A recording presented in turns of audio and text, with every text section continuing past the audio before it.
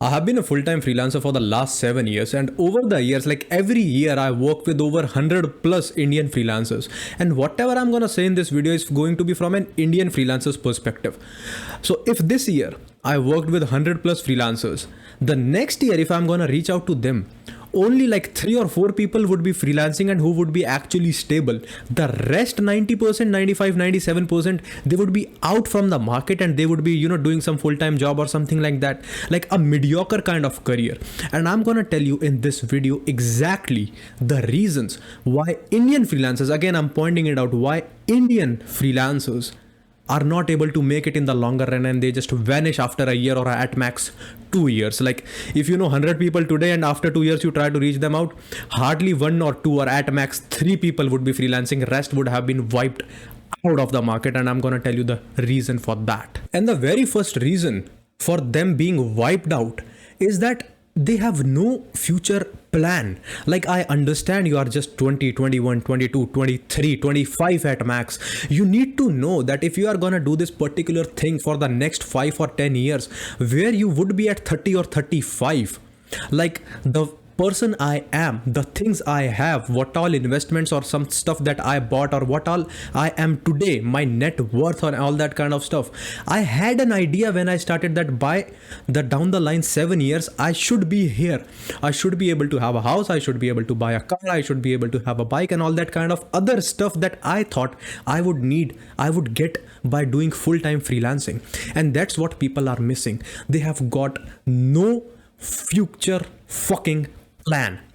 They got no idea down the line. If I ask you 4 years later, if you are gonna do the same thing that you are doing right now, where will you be? You wouldn't have a single clue. If you have a clue, congrats, write down in the comment section that you had a clue. But I'm telling you, majority of you would not have a single clue for the next 3 months. Like for the next quarter, you wouldn't have a plan. You would be like, okay, I'm earning 1 lakh per month, want to make it to 2 lakh per month, so I'll just get one more client and then 2 lakh, and then okay, we'll scale it and all that kind of da stuff.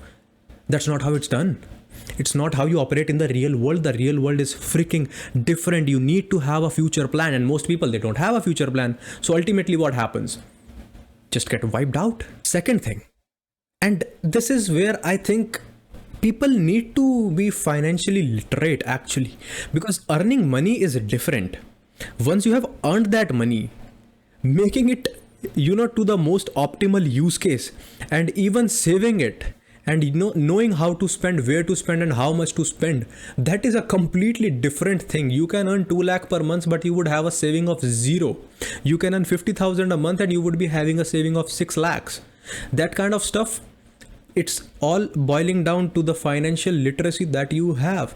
And with Indian freelancers, this is a major problem, because most of us are from a decent, humble, middle class background where spending is always seen as something that you only do in an extreme case. Why are you spending this much on food? Why are you spending this much on membership? Why are you just spending 4,000 on gym? You can just work out at home. You can just go out for running and all that kind of stuff. Whenever you are going to spend on yourself, you are going to be questioned. And that's fine, like to some extent, that's fine as well. But again, like I know you had that kind of restraints in the past that now when you are earning, you are going to spend on everything. But that's not how it is. You need to plan your fucking finances. Otherwise you are screwed. Emergency fund, people say that emergency fund should be there. See, I don't think so now. I don't know, maybe it's my bias because I have enough emergency fund or something like that. But by the time when you do not have an emergency fund, the fire, the hunger, and the more you strive, that is unbeatable. Once you have an emergency fund, you get a little bit casual that, okay, I have this EF. Why do I need to do it? Why do I, like, even if something goes wrong, okay, I have the EF, it will take care of it. EF is emergency fund. And that's not something I would want you to actually do, but emergency fund, I'll leave it up to you, man. If you want, you can have. If you don't, you don't. That's as simple as that. But have a clue of your finances, see the outflow, see the inflow. You can be earning 2 lakh a month, but in net, if you are only saving 25,000 is what you are earning. If you are just putting 1,75,000 back into business, 25,000 is your income. Do not misunderstood your gross with your net. Focus on your net. You can be earning 3 lakhs, but your net can be 1 lakh or 75,000. So these two things are very different, and this is what people fail to realize. Third thing, and the thing I just don't understand with Indian freelancers, because this is not a problem with global freelancers. Those guys have brains. Like, you think that they drink beer left, right, and center throughout the day, but bro, they have brains. They know their future outlook. They know it. Like, at least the people I work with, they know. I can't account for the rest of them. But the thing is, why the hell you do not have clients in pipeline? And don't give me that BS. I don't know how can you keep clients in pipeline when they don't actually need your service? When you don't have the time, how can you make them wait? That's your job. That's what you have to do. Everything you want to know from me, like, that's not how it is done. Until unless you are under my wing, then though I have to do it. Then I am bound to tell you that, because then you have like, that's a two-way street. So that's how that works, but that is paid, and I don't think many of you can actually afford it. So let us leave it to that. But you need to have client pipeline, and that's the reason most freelancers fail. They do not have a client pipeline. So like, if you are working with 2 clients right now and both of them decided to leave you, you are back to zero. You don't have any income. You don't have any other kind of stuff that you can put out, that you can work on, or something that, you know, generates you money once your 2 clients left you. You should have that. As soon as one client leaves you, you should have another client waiting for you, that okay, this is leave, your slot is empty, I'm barging in. That's what you have to do, and that's what people fail to do. That's why they don't survive much here. And I have survived for the last 7 years. So whatever I'm saying, I'm just not throwing darts in the blind. Make a goddamn note, or like put this thing right in your head. Whatever I'm saying you, it's coming from the, like, that's literally the juice of what I have learned the hard way. You are getting it the easy way. That's why you're not respecting it that much. I understand that. Like, I'm not a fool here, but still, 1 or 2 of you out of the 1020 subscribers I have right now, you must be listening and implementing. So for the 2 of you, I'm just doing this, because even if one person listens to me, I have to show up here for him / her, the person in common. What the fuck, this is getting weird. Yeah, that brings me to the next point. Why don't you guys upscale? Like, you are not your father. You are not like your grandfather. The times have changed. The situations have changed. You guys are not in the same boat as your father, your grandfather, your uncle, your maternal uncle, maternal grandfather, and all that kind of stuff. The previous generations had a different way of doing things. Right now, you cannot survive without upscaling. Upscaling, whatever term that is. I know it is upscaling, but you have to upscale as well. You have to upskill yourself, and you have to upscale your offerings.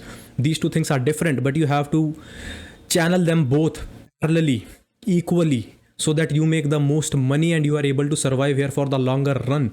Upskill yourself and upscale your offering so that your money increases, and eventually you are here for the longer run. People just tend to completely oversay it, and they are like, I am a writer. Nice. So what I'm gonna do now? Write. What I'm gonna write? LinkedIn post. So what I'm gonna do is, I'll leave everything else and just focus on LinkedIn post. Dude, someone is gonna approach to your client, like, knock, who's there? Like, see, I'm someone, I can write LinkedIn posts, I can write Twitter posts, I can help you with blogs, I can help you with long form content, I can also help you with short form content, I can help you write YouTube scripts, I can help you prepare your newsletter, and I can just, you know, even set up the whole newsletter and be active there. I can also be a community engager. I can engage with your community as well. So right now, what we are gonna do is, the person you have who is just handling your LinkedIn post, you can fire them and you can hire me, and I will help you with all these things. And what your client is gonna do, you know, he's just gonna fire your ass straight up, because you are no longer a worthy investment. That's why I'm saying upscaling is that important. Upskilling is that important. You cannot upscale without upskilling. Understand these 2 terms. You should be able to do it every quarter. You need to do it. If you have a particular client, you should go to that client every 3 months and say that I have this particular new thing in my box, in my hat, and you make the most out of it. Do you want this service or not? Because I can also do this for you. And they would be like, I want this. Then you give them that, and you increase your money and your revenue increases. You don't need 10 clients paying you 20,000. You can have 2 clients who are just paying you 1 lakh each. Understand this thing. And my favorite part, getting too comfortable, because I don't know who told Indians that if you hit 1 lakh, your life is sorted. Are you dumb? Are you idiot? If you are 1 lakh earner, okay, you earn 1 lakh. Very nice. I can only say that you can live comfortably when you save 1 lakh every month. If you are just earning 1 lakh and your saving is 20,000, bye-bye. In the longer run, you are gone. You are made, the people who sell momos outside, the street vendors, the flea market guys, you are at the same level as those. Do not misunderstand your income with your net saving. The momos guy who just puts their flea outside, like just 100 meters away from my house, not 100, that would be 200, 300, yeah, in the proximity of my house, like if I walk 2-3 minutes, I go to him, he's clocking 3,000 per day. 3,000. His raw material input and all that stuff is almost 50% of it. He's making 45,000 net after all the expenses and that stuff. You see, this is different. You can't get comfortable with 1 lakh until unless you are saving 1 lakh a month, because then you are saving 12 lakhs per annum. That is different. Earning 1 lakh is different. Saving 1 lakh is different. Save 1 lakh. That is the main thing. And I might be sounding a little bit aggressive, but when it comes to finances, Indians are so fucking pathetic. Like, you see our finance influencers, dude. What do you think? Like, what is happening here? People from across all segments, like, okay, story time. I went to buy some groceries. I saw the grocery vendor telling his friend that in Grow, like they had this Grow application opened up, and he was telling him you should invest in Nifty. You should invest here, you should invest there. How much they are investing, 500, 1000. That's your financial literacy, dude. You can't make it big with that kind of money. There is no point becoming a millionaire at 70. No point. Okay, we will leave it for our grandchildren. What? Your grandchildren? Like, I know how much you respect your grandparents. I know. Everybody is just blaming them for not selling that land. Like, if they had holded that land, we would have been doing this. Our generational wealth is gone because they decided to do this, that. I know how you guys operate. Okay. No point of going into that discussion. So when I saw that these people are getting into Nifty 50 and all that kind of stuff, the first thing I did was I stopped my Nifty 50 stuff, because if that kind of market participants are present there, shit is gonna go south real soon. Shit is gonna go south real soon. I literally structured and diversified my whole portfolio. I literally restructured that thing, portfolio rebalancing, whatever term you want to give it. I did that.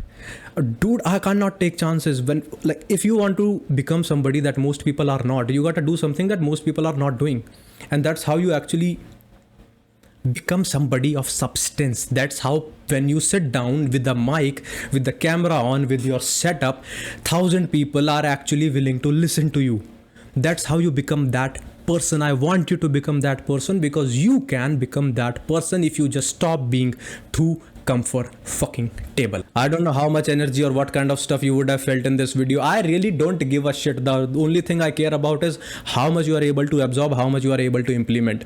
And if you are able to implement, you have actually found the content useful, the content has helped you, write it down in the comment section, because your comment section, your comments are a goddamn testimony for the new people who are watching here, who are coming and associating with me, that they know that whatever I say helps. So help the community out. You can do your part with that. Like, I'm not gonna ask you for money. Like, even though I have a paid offering, I never sell it like that. Okay, please buy. You want to buy, you buy. Don't want to buy, you don't buy. I don't care actually, because that's for your benefit, not mine. I'm not gonna be super rich selling a 779 stuff, but once you put 779 rupees on particular thing, I can guarantee then you will watch that 10 plus hours of content. Then you are going to implement everything is there, because then your money is involved on the table.